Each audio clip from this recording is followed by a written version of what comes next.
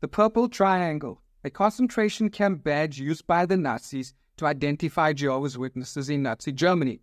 But while the rank-and-file Jehovah's Witnesses were persecuted and languished in those concentration camps, the leadership praised Hitler for his stance and actions.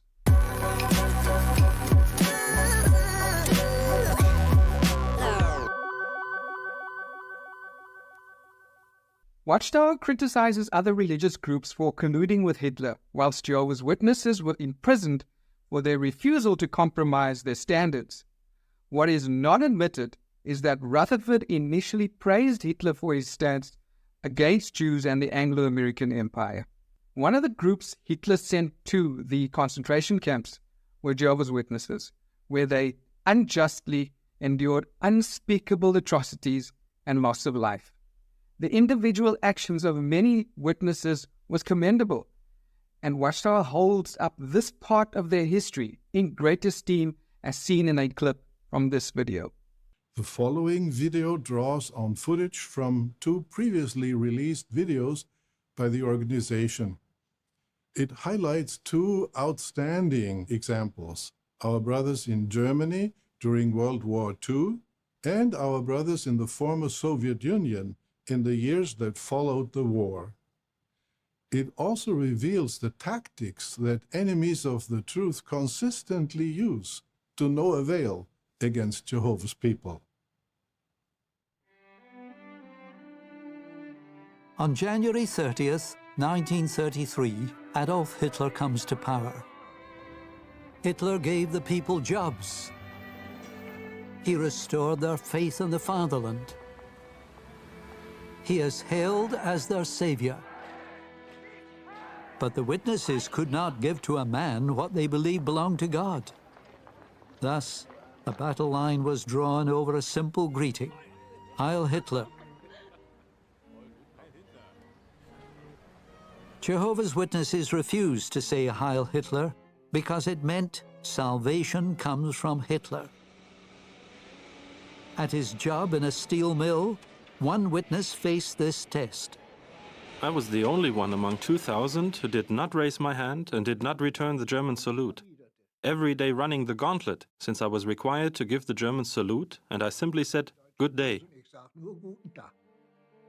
Children were drawn into the battle. 6-year-old Paul Gerhard Kusserow, like other witness children, was pressured by students and teachers. As soon as I entered school, the head teacher and the pupils confronted me and tried to make me say Heil Hitler. More than 800 children were taken away from their witness parents by the Gestapo. In one German state after another, the police shut down meetings of the witnesses and prohibit their door-to-door preaching. At first, there were nasty words, sometimes a beating, but soon enough it led to the first arrests.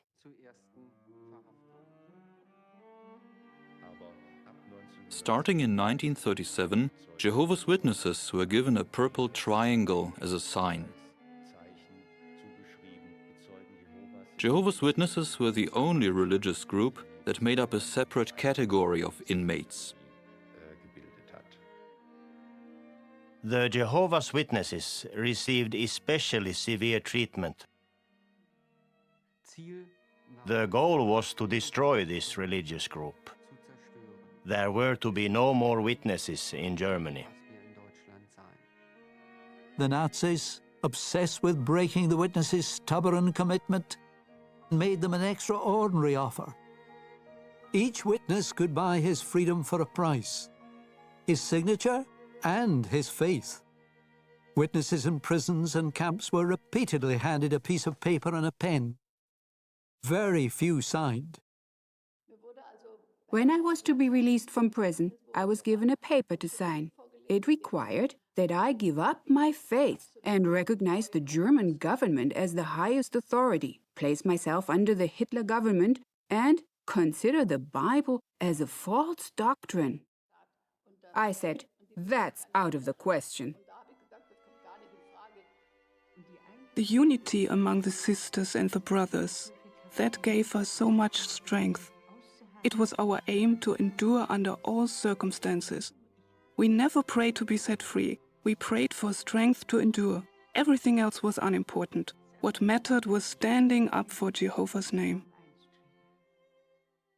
What Watchtower does not discuss is the hypocritical actions of Rutherford in the lead up to these events.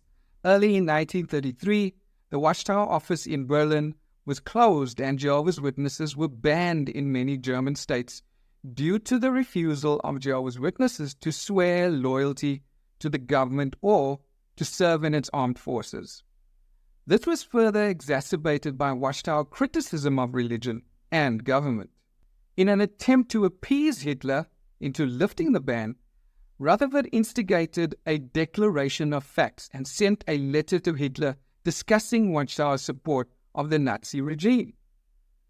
Current Watchtower's references use selective quoting to provide a deceptive portrayal of these documents. Jehovah's Witnesses, proclaimers of God's kingdom, mentions that Rutherford wrote a letter to Hitler under the context of facing Nazi oppression, in which Watchtower is made to sound firmly against the Nazi regime. Therefore, on June 25, 1933, a declaration regarding their ministry and its objectives was adopted by Jehovah's Witnesses at an assembly in Berlin.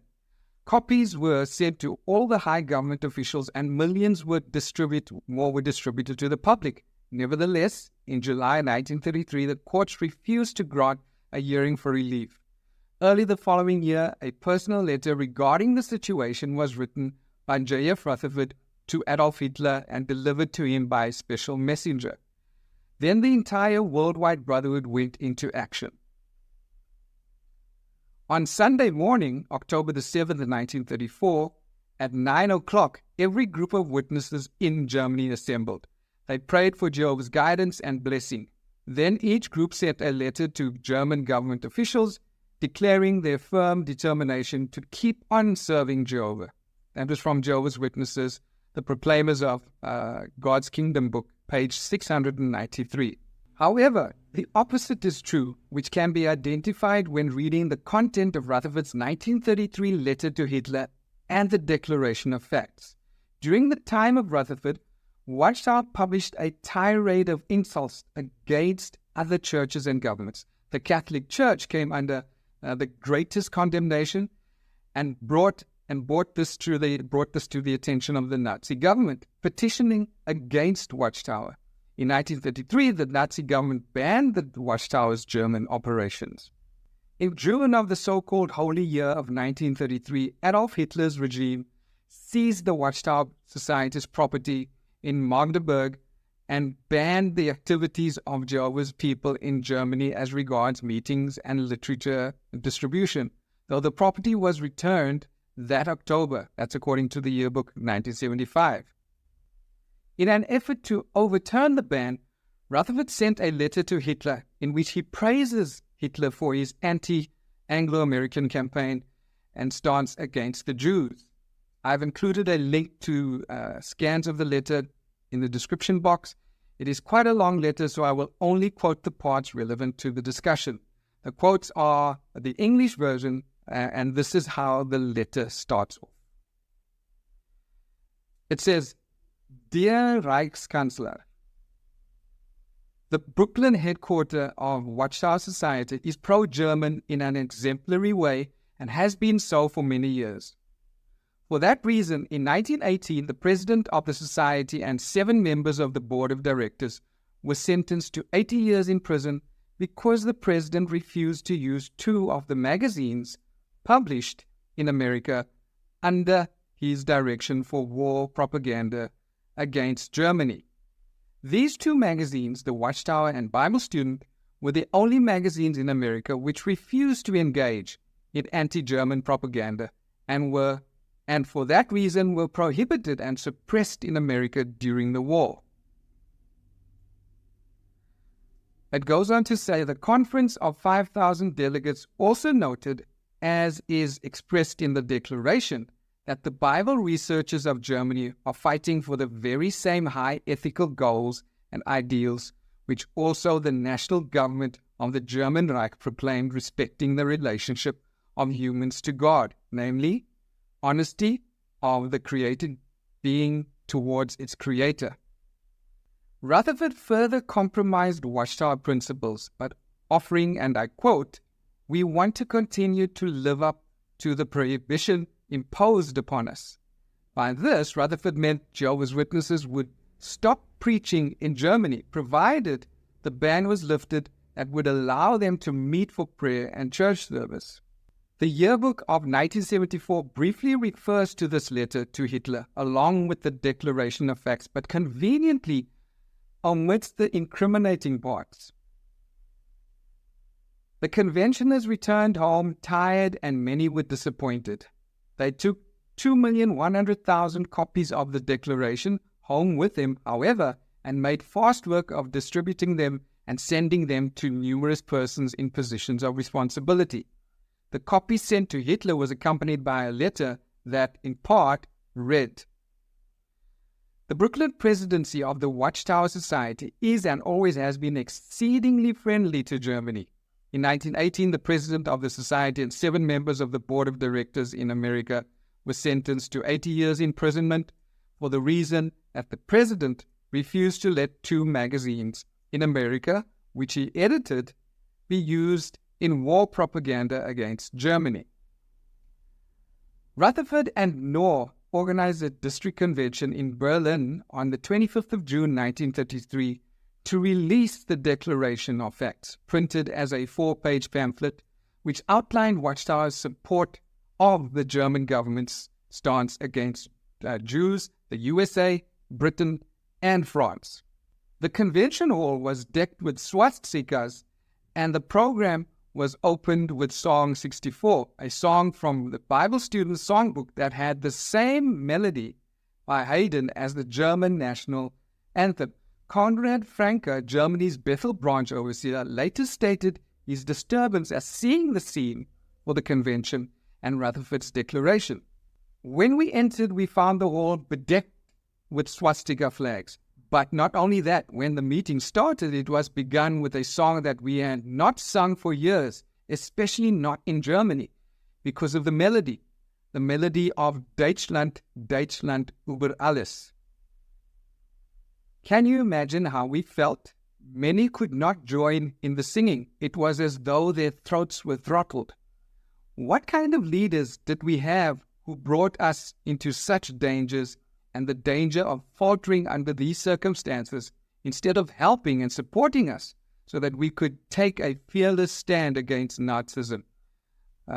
Translation of Konrad Franke's speech from Jehovah's Witnesses and the Third Reich by James Penton, page 25. In light of the contents of both the letter to Hitler and the Declaration of Facts, Watchtower's 2011 comment mocking other churches is nothing short of hypocritical. It says, "Did Hitler receive letters of protest from church officials concerning the outrages perpetrated by the National Socialists or Nazis? There were some, but such letters were few and far between. In the Moscow archives, however, Abel found a file containing a number of letters sent to Hitler by Jehovah's Witnesses from different parts of Germany, protesting against the conduct of the Nazis." That's according to the Watchtower 2011, page 14. Rutherford's letter and declaration were an effort to appease Hitler, but to no avail. Too little, too late. With these efforts not achieving their aims, Rutherford started to antagonize Hitler. On the 9th of February 1934, Rutherford sent a second letter to Hitler, this time threatening to publicize globally Germany's unjust treatment. This was followed by cablegrams threatening the punishment of Jehovah.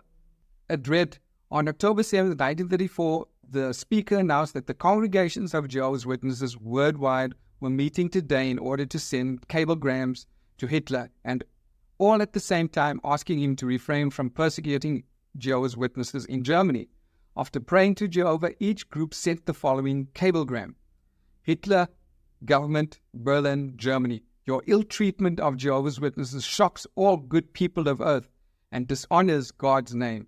Refrain from further persecuting Jehovah's Witnesses, otherwise God will destroy you and your national party." That's quoted in the yearbook of 1975. Rutherford's latter aggression towards Hitler no doubt exacerbated the strong stance Hitler took against Jehovah's Witnesses, and they would have suffered less had Rutherford acted more reasonably and with concern for the safety of Jehovah's Witnesses in Germany. The result was their sufferance of unspeakable atrocities in Nazi concentration camps, with an estimated 1,200 dying. Many individuals displayed tremendous courage and conviction, and it is tragic that this unnecessary suffering was the result of the words and actions of their leader, Judge Rutherford, housed safely from danger in America. While the individual actions of Jehovah's Witnesses during the Nazi era are commendable, it's essential to acknowledge the complex and, at times, hypocritical decisions made by the Watchtower leadership. This hidden history reminds us of the multifaceted nature of historical events and encourages us to critically examine the narratives that we are presented with.